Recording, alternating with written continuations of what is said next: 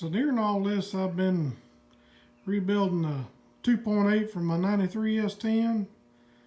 I started out with a stock bottom end. We was able to polish out the crankshaft and reuse the rods, just resized them, and went 30 over pistons. But it's pretty much everything stock. We put a upgraded cam in it. Here's the cam card because I'm not good at reading.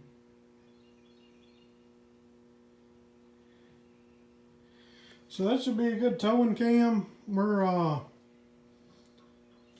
want to make a little more power with this motor. I hate that 2.8s are kind of weak, but I love the motor.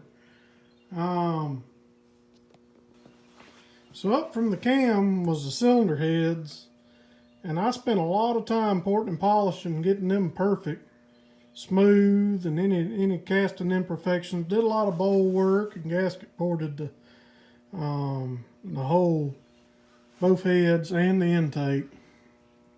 For ignition system, we've got stock replacement Napa wires and the stock replacement Napa distributor.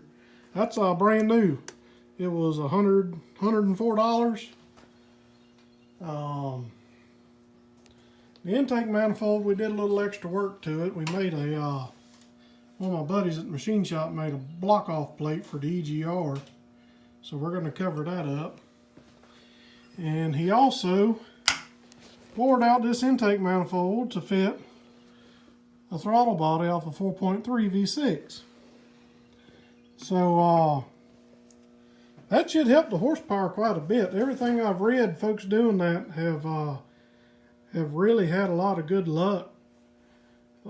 Big increase in power just going to the 4.3 throttle body, not even machining the intake.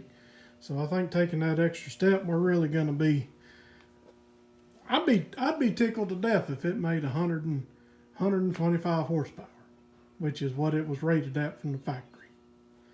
But it's all primed up, ready to go. You can't see down in there, but I've got roller rockers on this engine. I'll put a picture of them at the end of the video. I spent quite a bit of money on this engine. The valve covers are kind of unique. They're for a Pontiac Fiero. So I figured that'd be just something different, and I went with the Chevy orange because I just wanted to do an orange engine. I've never painted a Chevrolet engine orange. But as you can tell, it turned out really nice.